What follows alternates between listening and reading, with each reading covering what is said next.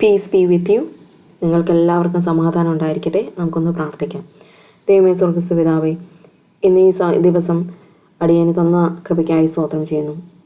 എത്രയോ പേര് ഈ ലോകം വിട്ട് കടന്നു പോയപ്പോൾ അടിയങ്ങൾക്ക് അവിടുത്തെ മുൻപിൽ വരുവാനും ആരാധിക്കുവാനും തന്ന അവസരത്തിനായി സ്തോത്രം ചെയ്യുന്നു.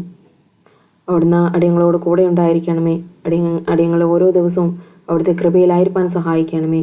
ആപത്തിൽ നിന്നും അനർത്ഥങ്ങളിൽ ദോഷങ്ങളിൽ നിന്നും അടിയങ്ങളെ എല്ലാവരെയും സംരക്ഷിക്കണമേ. അടിയൻ്റെ വായിൽ നിന്ന് വരുന്ന ഓരോ വാക്കും മറ്റുള്ളവർക്ക് നന്മയ്ക്കായി ഭവിക്കണമേ. യേശുവിൻ്റെ നാമത്തിൽ കൃപയോടെ യാചിക്കുന്നു, ഉത്തരമറിയണമേ.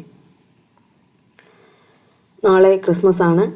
അപ്പോൾ നമ്മൾ ക്രിസ്മസ് ആഘോഷിക്കുമ്പോൾ നമ്മൾ യേശു ക്രിസ്തുവിൻ്റെ ജീവിതത്തെപ്പറ്റി നമ്മൾ പഠിക്കുന്ന 4 സുവിശേഷങ്ങളിലൂടെയാണ്. മത്തായിയുടെ സുവിശേഷം, മർക്കോസിൻ്റെ സുവിശേഷം, ലൂക്കോസിൻ്റെ സുവിശേഷം, യോഹന്നാൻ്റെ സുവിശേഷം. ഇതിൽ യേശു ക്രിസ്തുവിൻ്റെ ജനനത്തെപ്പറ്റി പറഞ്ഞിരിക്കുന്നത് മത്തായിയുടെ സുവിശേഷത്തിലും ലൂക്കോസിൻ്റെ സുവിശേഷത്തിലും മാത്രമാണ്.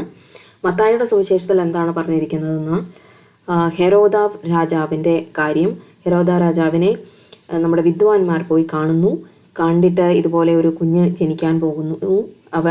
അതിൻ്റെ സ്റ്റാറിനെ കണ്ട കാര്യം പറയുന്നു. ആ നക്ഷത്രം കണ്ട കാര്യവും കുഞ്ഞിനെ കാണാൻ പോകുന്ന കാര്യവും ഹെരോദാ രാജാവിനോട് അറിയിക്കുന്നു. അതിനുശേഷം വിദ്വാൻമാർക്ക് കുഞ്ഞിനെ കാണാനുള്ള അവസരം ദൈവം കൊടുക്കുന്നു. അതിനുശേഷം ദൈവത്തിൻ്റെ അരുളപ്പാട് വിദ്വാൻമാരോട് ഉണ്ടാകുന്നു. അതായത് ഒരു കാരണവശാലും നിങ്ങൾ ഹെരോദാ രാജാവിൻ്റെ അടുത്ത് പോയി ഇത് പറയരുത് എന്ന് പറയുന്നു. അതിന് പ്രകാരം ഹെരോദാ രാജാവ് 2 വയസ്സ് ഈ വിദ്വാൻമാർ തിരിച്ചു വന്നില്ല എന്ന് കണ്ട് എന്ത് ചെയ്യുന്നു വെച്ചാൽ 2 വയസ്സിൽ താഴെയുള്ള കുഞ്ഞുങ്ങളെയെല്ലാം കൊന്നുകളയാൻ പറയും.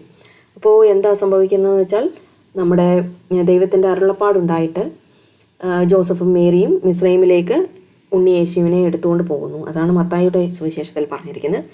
ലൂക്കോസിൻ്റെ സുവിശേഷത്തിൽ എന്താണ് പറഞ്ഞിരിക്കുന്നതെന്ന് പറഞ്ഞാൽ നമ്മുടെ മേരിയും ജോസഫും മേരിയും ബെത്ലഹേമിൽ കുഞ്ഞ് ജനിക്കുമ്പോൾ ദൈവത്തിൻ്റെ ദൂതൻ ആട്ടിടയന്മാർക്ക് പ്രത്യക്ഷപ്പെടുകയും ആട്ടിടയന്മാരോട് പറയുന്നു, അത്യുന്നതങ്ങളിൽ ദൈവത്തിന് മഹത്വം, ഭൂമിയിൽ ദൈവപ്രസാദമുള്ള മനുഷ്യർക്ക് സമാധാനം എന്ന് പറഞ്ഞ് ഇവിടെ കുഞ്ഞ് പശുത്തൊട്ടിയിൽ ജനിച്ച വിവരം ആട്ടിടയന്മാരെ ദൈവദൂതനിൽ നിന്ന് അറിയുന്നു.